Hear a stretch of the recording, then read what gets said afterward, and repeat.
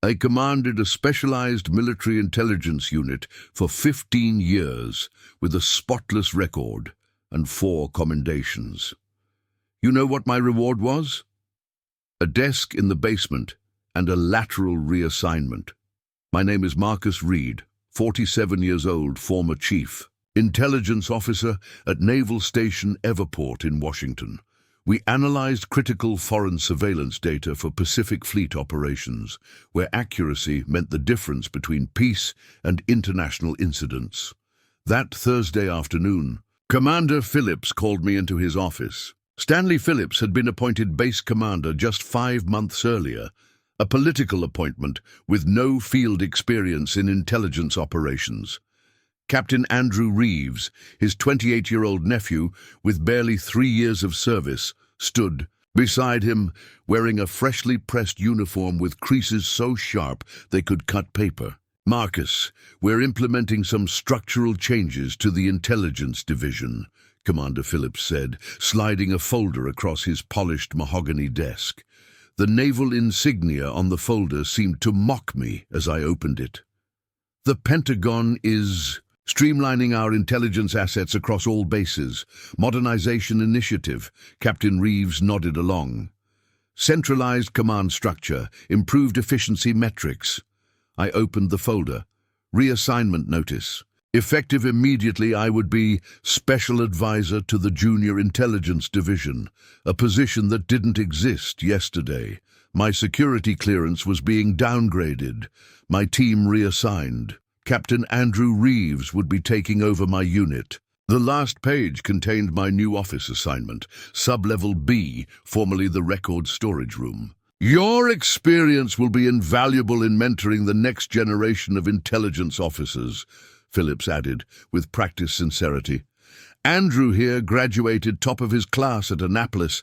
The brass sees great potential in him." I looked at the gleaming service medals on Commander Phillips's chest. 3 of them were ceremonial appointments. None were combat or field intelligence commendations.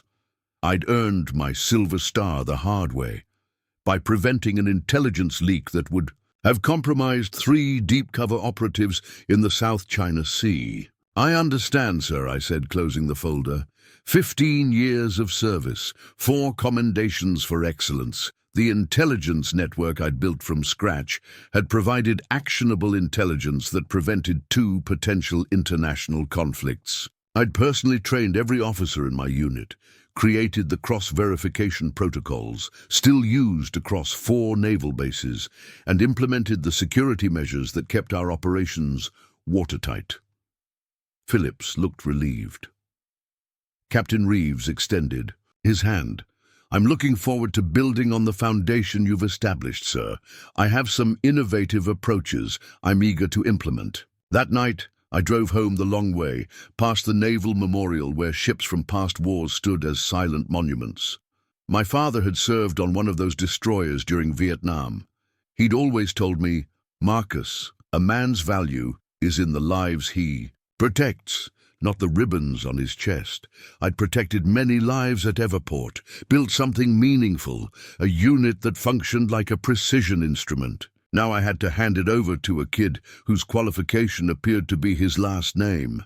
When I got home, I called my old Navy buddy, Commander James Morrison, who'd transferred to Pentagon Intelligence Oversight last year. "They're pushing me out, James," I told him. "Politics," he grunted. "Phillips is positioning his nephew for promotion, fast-tracking him through a successful command position." "The kid has no experience with sensitive SIGINT operations," I said. "He doesn't understand the verification protocols or the human intelligence networks we've cultivated." "Going to fight it?" James asked. "No," I replied. "But they'll learn soon enough that intelligence operations aren't something you can master from a textbook." I hung up and looked at my service medals in their display case. 15 years of intelligence work that had kept sailors and civilians safe. Phillips and his nephew had no idea what they were dismantling. I joined Naval Intelligence when my son Michael was just starting elementary school. Sarah and I had been married for 6 years, and the stability of a naval career meant security, housing allowance, education benefits for Michael. I worked my way up from junior intelligence officer to section leader, then deputy chief, and finally chief intelligence officer after Commander Williamson retired. The intelligence center became my second home. I knew every analyst by name, their strengths and weaknesses. I could spot patterns in intelligence reports that others missed, identify discrepancies in surveillance data that could indicate deception or misinformation. I developed an intuition for when satellite intelligence needed human verification on the ground. Sarah used to joke that I was married to the Navy first and her second. Maybe she wasn't entirely wrong. After she took a teaching position in California 4 years ago, our marriage strained under the distance. Michael went with her for his high school years. I threw myself deeper into my work, often sleeping on the cot in my office during critical operations. The Navy had been through restructuring twice during my time at Everport. First came the Intelligence Integration Directive of 2018, which mostly shifted reporting structures but left operational protocols intact. Then, the Digital Transformation Initiative of 2022 brought new technologies and analytics platforms, but I ensured the fundamental human intelligence elements remained strong.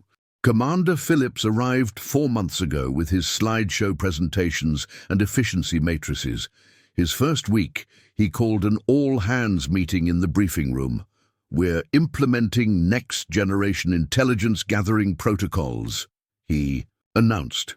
"AI-driven analysis is the future of military intelligence. We need to reduce our dependency on traditional human assessment models." After the meeting, my senior analyst Lisa Chen pulled me aside. "Chief, this guy doesn't understand the nuance of what we do."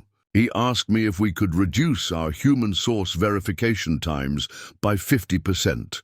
I assured her we'd adapt without compromising our standards. But the warning signs multiplied daily. Phillips missed critical intelligence briefings. Requests for equipment upgrades went unanswered. 3 times my proposal for additional analyst training was denied. Then they brought in 2 junior officers, fresh from intelligence school, who began questioning procedures we'd refined through years of real-world operations. "Chief Reid, is it really necessary to triple verify satellite intelligence with ground assets?" one asked. Another wondered, "These daily threat assessments seem redundant when the automated system only flags significant changes." I started documenting everything, keeping meticulous records of operational decisions, intelligence verification procedures, and potential gaps in our security protocols. Something told me this paper trail might become necessary. I photographed key documents with timestamps, recorded meeting minutes, and maintained a private log of all resource allocation decisions. Intelligence officers are trained to preserve evidence, after all. The handover to Captain Reeves took place over a single day. No formal ceremony, just a brief meeting where I turned over my security keys and access codes. He sat at my desk before. I'd even collected my coffee mug. "I've reviewed all the operational metrics," he said, typing rapidly on his tablet. "We can streamline at least 40% of the verification procedures. The AI systems are far more accurate than human analysis for pattern recognition." I nodded and handed him the Intelligence Division Emergency Protocols binder. "The system reacts differently during crisis situations. Page 42 outlines the redundancy measures for communications blackout scenarios. For the next 8 hours, I walked Reeves through everything: the daily intelligence routing procedures, cross-verification protocols, personnel assessment metrics, source reliability indices, extraction contingencies for field assets, and emergency response scenarios. I introduced him to every senior analyst and department head in the unit. But I noticed something troubling as the day progressed. Reeves was documenting processes and protocols, but missing the human elements vital to intelligence work. He didn't register that Specialist Wong needed to be handled diplomatically when his analysis was questioned. He didn't pick up that lieutenant. Rodriguez had exceptional intuition for deception patterns in surveillance footage, but struggled with written reports. He showed no interest in understanding that the satellite communication system required a specific workaround during solar storm activity. A fix we'd developed after 3 days of communication failures last year. As I cleaned out my office, I overheard Reeves talking to Commander Phillips in the hallway.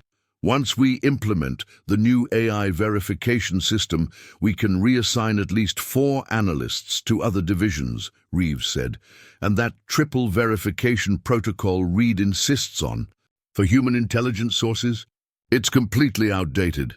The manual only stipulates single verification backed by analytics. Phillips nodded approvingly. This is exactly the modernization we needed. Fresh eyes on old problems. They didn't see me standing in the doorway of my former office, box in hand. I walked away silently, a knot forming in my stomach. These weren't just changes to improve efficiency. They were dismantling critical safeguards I'd built over 15 years, safeguards that protected not just information, but lives. That evening, my first in the basement office, I made a decision. I called a private meeting with my most trusted team members. Lisa Chen, Chief Analyst, Petty Officer Miguel Sanchez from Communications Security, Lieutenant Sarah Williams, who managed our field asset communications, and Commander Brian Jackson, who ran our night shift operations. We met at the Harbor Lights Diner, 2 miles from base. They're going to start cutting critical verification protocols, I told them after our food arrived. The new AI system they're implementing hasn't been field tested in crisis situations. What can we do? Lisa asked, her forehead creased with concern. We can't just ignore direct orders. No, I agreed, but you can document everything. Keep records of every shortcut, every oversight, every warning sign, especially anything that could compromise operational security or intelligence reliability. If we get caught keeping separate records, that's insubordination, Lieutenant Williams pointed out, stirring her coffee nervously. Not if you're documenting legitimate security concerns through proper channels, I countered. Just make sure you copy everything to the secure server and follow protocol to the letter. I slid each of them my personal encrypted contact information and... What will you be doing from the basement? Commander Jackson asked. Watching and waiting, I said, and preparing for what comes next. As I drove home that night, the weight of responsibility pressed heavily on me. I wasn't just concerned about my career or wounded pride. The intelligence flowing through Everport impacted operational decisions across the Pacific. Errors, oversights, or security breaches could endanger missions, compromise assets, or worse, lead to unnecessary conflicts based on faulty intelligence. This wasn't about me. It was about the safety of the men and women who relied on accurate intelligence to make life-or-death decisions. The next day, I reported to my new office, a converted storage room with flickering fluorescent lights, a metal desk that wobbled on uneven legs, and a computer terminal running software 2 generations behind our main systems. My security access had been downgraded to level 3, cutting me off from most operational intelligence. My job description included mentoring junior analysts and historical intelligence assessment, busy work designed to sideline me until retirement. 2 weeks after my demotion, Lisa Chen called me during her lunch break. We missed a significant intelligence pattern yesterday, she whispered, her voice tense. Satellite imagery showed unusual naval movements near the disputed islands, but the new automated system didn't flag it as concerning because each individual vessel appeared to be on a standard patrol route. Did you bring it to Captain Reeves's attention? I asked. Yes, he said the AI system is programmed to detect concerning patterns, and if it didn't flag anything, we shouldn't overrule it based on subjective human anxiety. His exact words. This was exactly what I'd feared. The AI system could identify known patterns, but lacked the intuitive understanding of context and subtle deviations that experienced analysts provided. The naval movements Lisa described were concerning precisely because they appeared routine on the surface, while actually representing a coordinated positioning strategy. Throughout the following weeks, reports trickled in. The intelligence center was experiencing minor operational adjustments, as Captain Reeves called them. In reality, they were systematic failures in the intelligence gathering and analysis infrastructure I'd built.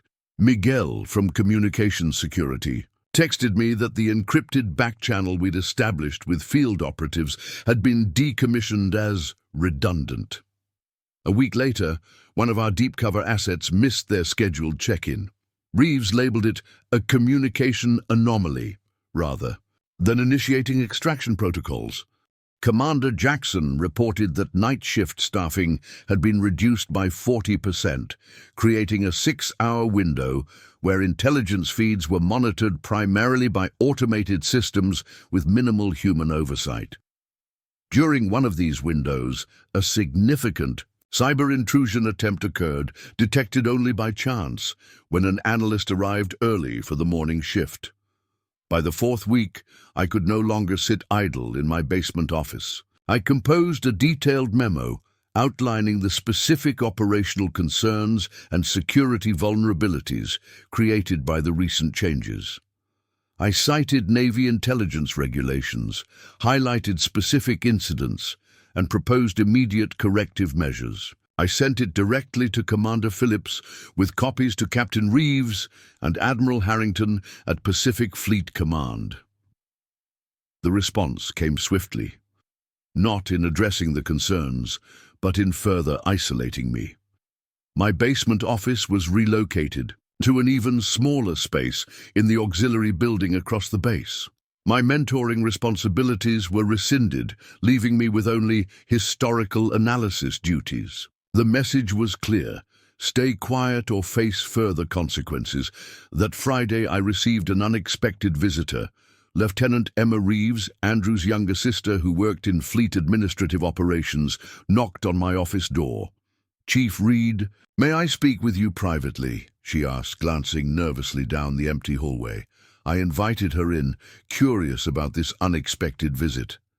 "I wanted to apologize for what's happening," she said once the door closed. "Andrew is following Uncle Stanley's directions, but..." She hesitated. "I don't think either of them understands what they're dismantling." "Why are you telling me this?" I asked carefully. "Because I've seen the reports crossing my desk. 3 intelligence failures in the past month that had to be corrected after the fact. Field operatives expressing concerns about verification protocols, and yesterday, Pacific Fleet Command flagged Everport's intelligence reliability rating for the first time in a decade." I leaned forward. "They're downgrading our reliability assessment?" Emma nodded. "From AA to B level. It hasn't been announced yet, but the official notice comes next week. Uncle Stanley is furious, blaming it on resistance to modernization. From the old guard. Why would you risk telling me this? Family loyalty is a powerful force." Emma straightened her shoulders. "Because my brother may be family, but I'm a naval officer first. What's happening isn't just wrong. It's dangerous." After she left, I sat in my cramped office considering my next move.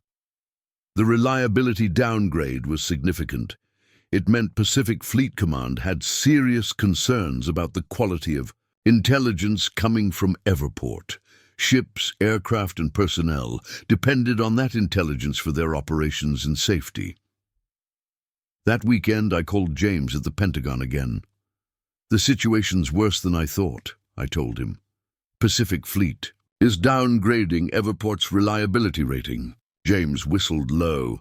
"That's serious. I've been hearing rumbles here too. 3 questionable intelligence assessments in the last month, all traced back to your unit." "Not my unit anymore," I reminded him. "What's the feeling at command level?" "Concern, but they're moving cautiously. Phillips has powerful friends, and nobody wants to suggest his leadership appointment was a mistake." But Marcus, there's something else you should know. The Oversight Committee is conducting its quarterly review next week. Admiral Lancaster will be examining all Pacific intelligence operations.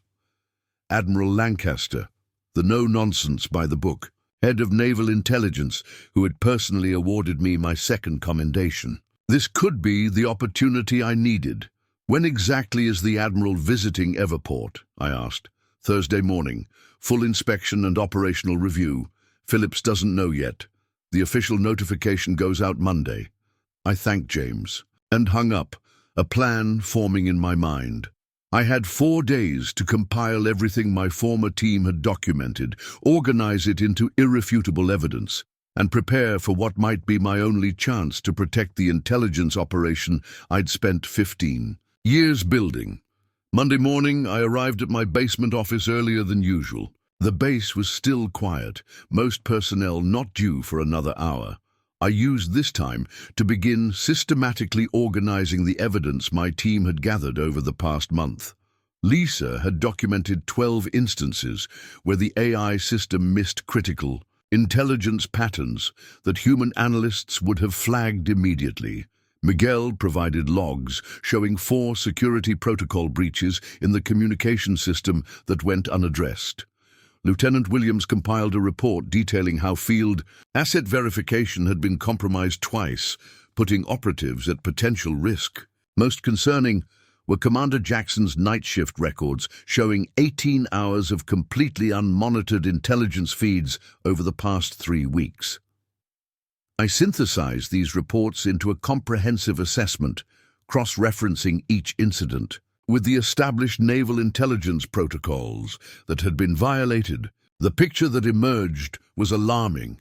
Systematic degradation of intelligence reliability, compromised security, and increased risk to operational safety, all stemming from Phillips and Reeves' modernization efforts. By Tuesday afternoon, I'd compiled a digital dossier with irrefutable evidence. I encrypted it and stored copies on 3 separate secure devices. Then I did something I'd never done in 15 years of service. I went outside the chain of command. I contacted Admiral Lancaster's office directly through a secure channel. Provided by James, the Admiral will review your concerns during tomorrow's inspection, came the terse reply. Be prepared to present evidence at 0900 hours. Wednesday brought an unexpected development. As I was finalizing my documentation, Captain Reeves himself appeared at my office door. Chief Reid, he said, his usual confidence noticeably diminished. I was hoping we could speak privately. I gestured to the chair across from my desk. Reeves sat down, placing his tablet beside him. We've had some challenges with the new systems, he admitted, choosing his words carefully. The Admiral's inspection tomorrow has Commander Phillips concerned, and he suggested I should consult with you on a few operational matters. The irony wasn't lost on me. After a month of ignoring my expertise, now they wanted my help to pass inspection. What kind of operational matters? I asked, keeping my expression neutral. There have been some inconsistencies in our intelligence assessments. 3 reports that Pacific Fleet flagged as problematic, and we've had difficulty maintaining reliable communication with 2 field assets. I nodded slowly. Captain, these aren't isolated incidents. They're symptoms of dismantling a carefully calibrated system without understanding how its components interact. Reeves leaned forward. I need your help, Chief. Just to get through tomorrow's inspection, Commander Phillips is concerned that any negative findings could reflect poorly on his command. So that was it. Not concern for operational integrity or personnel safety, but fear of looking bad in front of Admiral Lancaster. What exactly are you asking me to do? I inquired, though I already knew the answer. Help me prepare for the Admiral's questions. Guide me through the areas he's likely to focus on. And perhaps, he hesitated, you could attend the inspection in an advisory capacity. I considered my options carefully. Refusing would be satisfying, but counterproductive. agreeing would give me direct access to the Admiral during the inspection. Exactly what I needed. "I'll help on one condition," I said finally. "I want full access to all intelligence operations and systems for the next 24 hours. I need to assess the current state of affairs firsthand." Reeves hesitated only briefly before nodding. "Agreed. I'll reinstate your security clearance temporarily." As soon as Reeves left, I called Lisa, Miguel, Lieutenant Williams, and Commander Jackson. "I'll have full access again starting tonight. Meet me in the intelligence center at 2100 hours after the day shift clears out." That night, my team and I conducted a comprehensive audit of the entire intelligence operation. What we found exceeded even my worst expectations. Critical security protocols disabled, verification systems bypassed, analytical redundancies eliminated, human oversight reduced to dangerous levels, and most alarming, 3 separate intelligence assessments had been modified after analysis to align with Commander Phillips' strategic positioning objectives. By 4 a.m., we had documented everything and prepared a detailed briefing. I sent each team member home with instructions to report for duty as usual in the morning. Then I sat alone in the intelligence center, watching the early morning satellite feeds come in, feeling the familiar rhythm of information flowing through. The systems I'd helped build. Admiral Lancaster would arrive in 5 hours. The future of Naval Station Everport's Intelligence Division, and potentially the safety of countless service members who relied on our intelligence, hung in the balance. I wasn't fighting for my position anymore. This was about something far more important than career advancement or personal vindication. As dawn broke over the base, I finalized my approach. I wouldn't just expose the problems. I would offer solutions. Concrete, practical steps to restore the division's integrity without undermining Phillips's authority completely. This wasn't about revenge. It was about rebuilding what had been. Broken, Admiral Lancaster arrived at 0845, 15 minutes ahead of schedule. Commander Phillips was caught off guard, hastily assembling his senior staff in the main briefing room. The Admiral's reputation for punctuality and thoroughness was legendary in naval intelligence circles. "I'll be conducting a comprehensive review of all intelligence operations," the Admiral announced after brief formalities. His stern gaze swept across the room, lingering momentarily on me, standing in the back corner. "In light of recent assessment discrepancies, this inspection will be particularly thorough." Phillips shifted uncomfortably. "Admiral, I assure you, any irregularities have been minor transitional issues as we implement our modernization initiative." "I'll determine what's minor, Commander," Lancaster replied coolly. "Captain Reeves, please begin by walking me through your current verification protocols for satellite intelligence." Reeves launched into a polished presentation, clearly rehearsed overnight. He highlighted the efficiency gains from the AI system. While glossing over the verification steps that had been eliminated, Admiral Lancaster listened without expression, occasionally making notes. When Reeves finished, the Admiral asked, "And how many human analysts review critical intelligence before dissemination to Fleet Command?" "The AI system flags critical intelligence, which is then reviewed by the duty officer," Reeves responded confidently. "One person? Previously, how many analysts were involved in critical assessment?" Reeves hesitated. "I believe the former system used 3 analysts plus senior review." "Chief Reid," the Admiral called unexpectedly. "Is that accurate?" All eyes turned to me. "Yes, Admiral. Critical intelligence underwent triple verification plus senior officer review with redundant analysis paths to prevent confirmation bias." Lancaster nodded.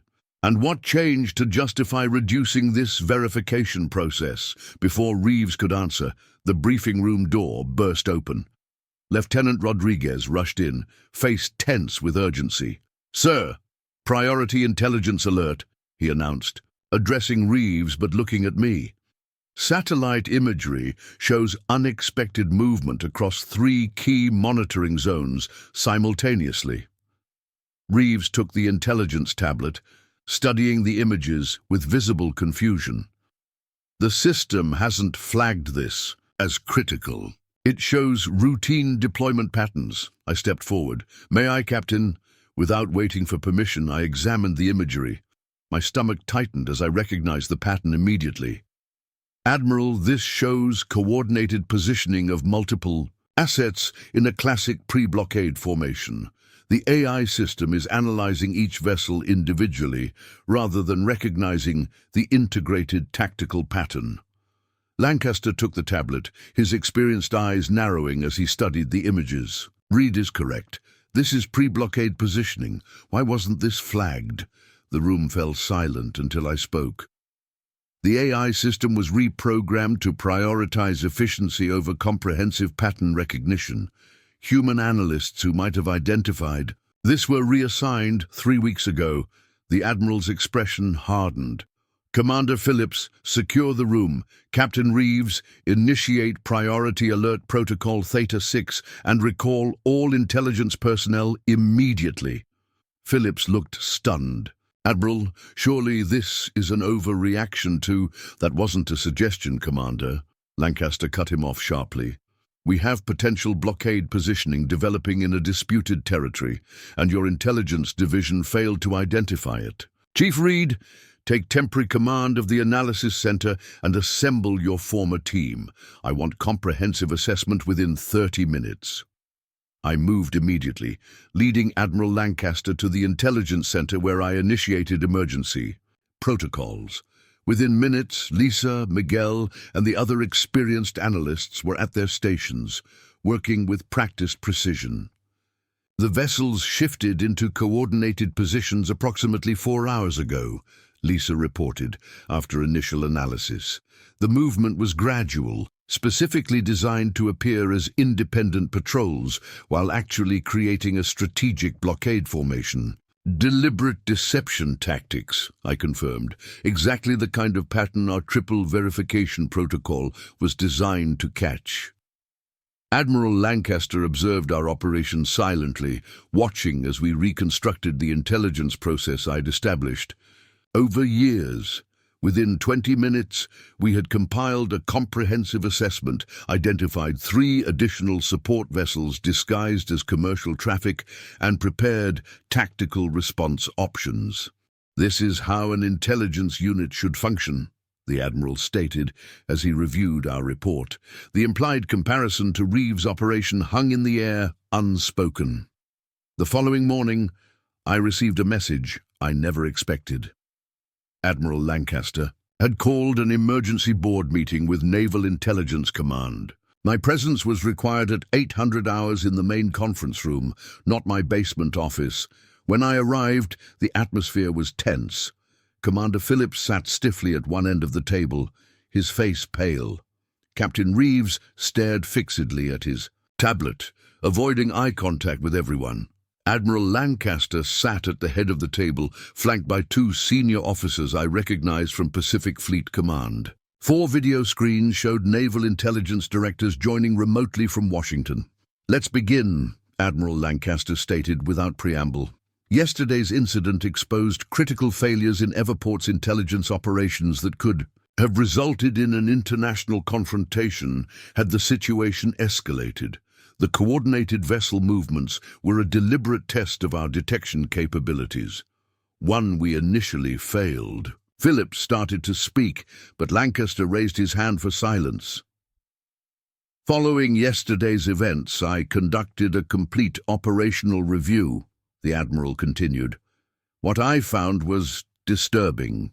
Systematic dismantling of proven intelligence and protocols, reduction of critical human analysis components, and clear evidence of prioritizing appearance over substance." The Admiral turned to the screens showing the Washington officials. "The evidence compelled me to recommend immediate leadership changes at Everport Intelligence Division, which you've all reviewed and approved." My heart pounded as Lancaster turned toward me. Chief Reid, your documentation of these issues was thorough and professional. Your actions yesterday, despite your demotion, demonstrated integrity and commitment to mission above personal interest.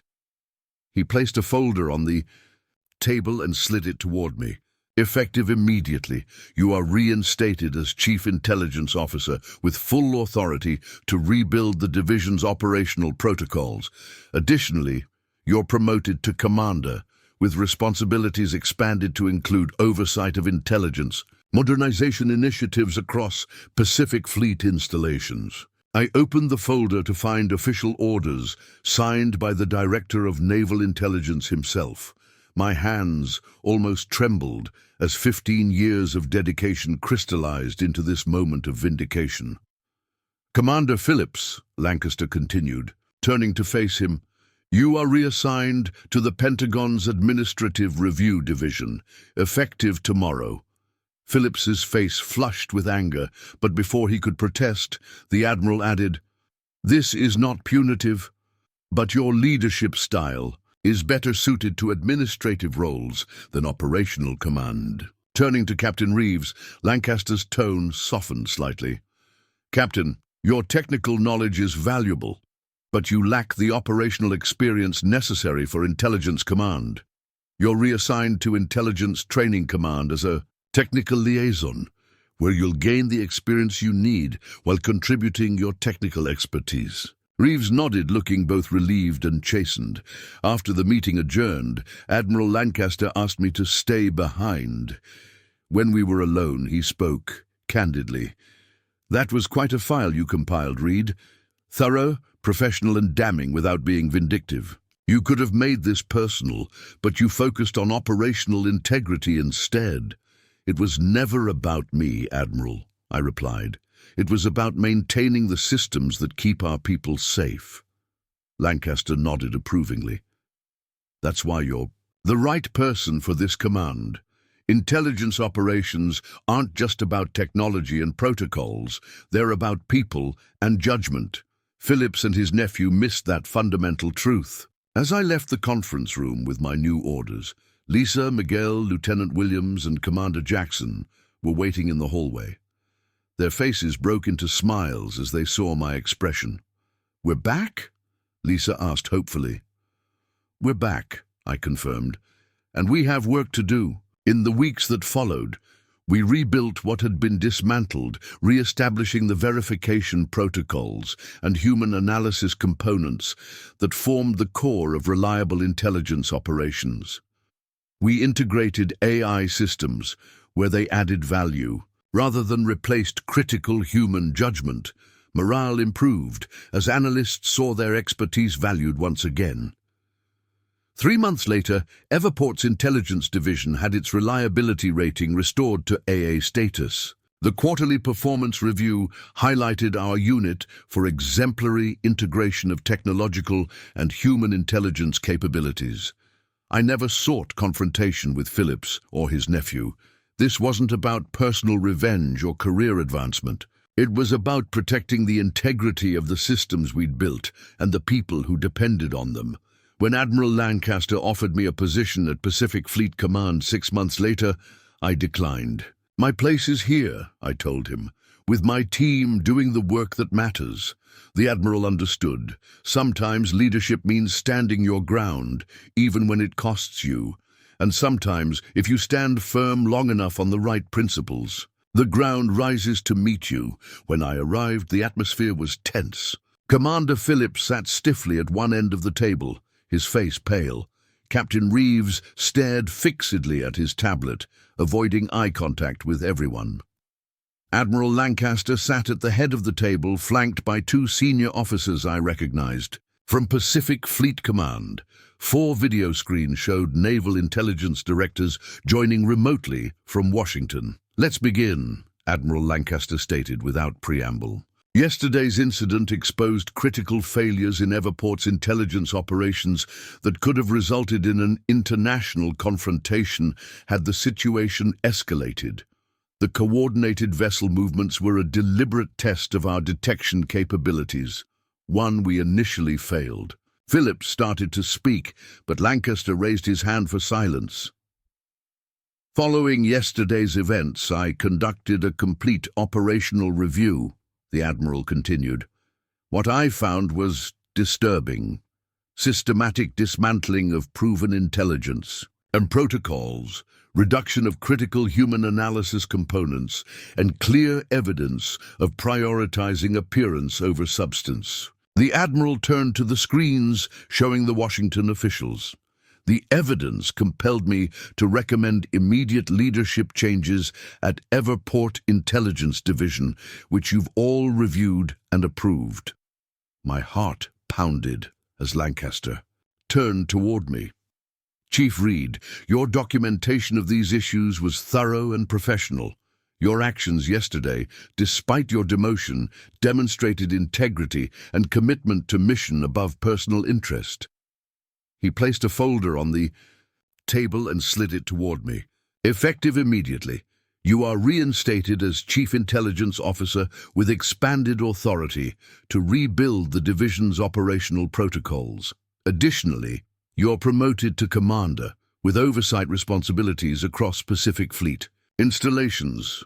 As I walked out of the boardroom, I passed Phillips packing his office. Our eyes met briefly. There was no triumph in my gaze, no resentment in his, just the quiet understanding between professionals that systems matter more than individuals. 6 months later, I received an unexpected email from Captain Reeves in his new role at training. "Command, the Reid protocol is now standard curriculum," he wrote. "Sometimes the most valuable lessons come from our failures. The greatest victory wasn't my promotion or Phillips' reassignment. It was seeing my son Michael at my commander's ceremony, wearing his own junior officer's uniform, saying, 'Dad, I finally understand why you never gave up.'